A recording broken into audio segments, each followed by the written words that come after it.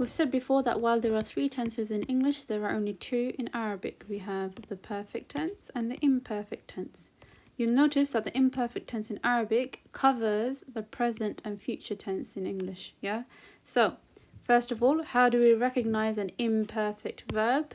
It will fall on the pattern of yaf'alu, yeah? So remember we said that the fa is just a placeholder for the first root letter, the ayn is a placeholder for the second root letter, and the lam is a placeholder for the third root letter, yeah? So any imperfect verb will rhyme in this very specific way, yaf'alu. Or instead of the fatha on the ayn, it might even rhyme with yaf'ulu or yaf'ilu. How do you know which way it will rhyme? You just have to memorize it, yeah? So let's go through an example to see what I mean. So if we have 3 perfect tense verbs, we have قرأ, which means he read. We have جلس, which means he sat. And we have أكل, which means he ate. So these are perfect tense verbs, and we want to make them imperfect. Then we have to plug all of these words into this pattern, yeah?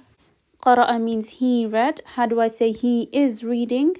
I put قرأ into the يفعل pattern, yeah? So it becomes like this.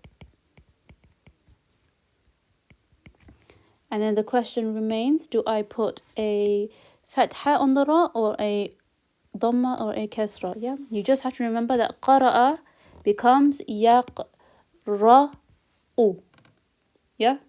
Let's try that again. So jalasa means he sat. To say he is sitting, I have to plug it into this yafalu pattern, yeah? So it will now look like this. Now I have to ask myself whether this lam has a fatha or a dhamma or a kasra. You just have to know that jalasa in the imperfect tense is yajlisu. Finally, if we want to make akala, he ate, into he is eating, I have to plug it into this pattern. So akala now looks like this in the imperfect tense. And again, I have to ask myself what vowel goes on this kaf. You just have to know the vowel on the kaf is a dhamma, yeah? There's no reason why they all rhyme in the same way, qara'a, jalasa, akala. But you can see in their imperfect versions that there's no rhyme or reason as to why they have different vowels, yeah? You just have to remember, qara'a, yaqra'u, jalasa, yajlisu, akala, yakulu. Second thing to remember is that every verb has a pronoun embedded inside. So who's the doer of this verb? It's he, yeah? Who's the doer of this verb? He. So it's he read, he is reading. It's not she read, you read, I read, yeah? It's very clearly he, yeah? The doer of this verb is a he. Third person, masculine, yeah? So in the perfect tense verbs, we know who the doer is because it's embedded inside, or it will be reflected at the end, yeah? With the ta, to, ti. How do we know the doer of the imperfect verb? So, let's get rid of all of this first. Let's stick with the yaf'alu pattern. Whenever you see an imperfect verb beginning with a ya, it means the doer is he, yeah? The third person masculine.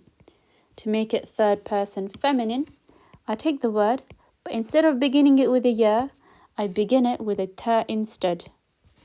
So now it's she, yeah? Taf'alu, taf'ilu, taf'ulu. This ta signifies that it's she, yeah? So both of these show the third person. One is masculine, one is feminine. How do I do the second person? Again, I take yaf'alu or yaf'ilu, yaf'ulu, and I replace this ya with a ta again. And this ta means you, but for a male, yeah. So you'll notice that taf'alu can either be third person feminine or second person masculine. How do you know which one is which? Context will tell you, yeah? And to make it second person feminine, you take this second person stem and you open up the last letter. So this lam, we open it up and we add ina at the end. And remember we said that the ya likes to drag the vowel behind it downwards. So now it becomes taf'alina or taf'ulina or taf'ilina. So they're both the second person.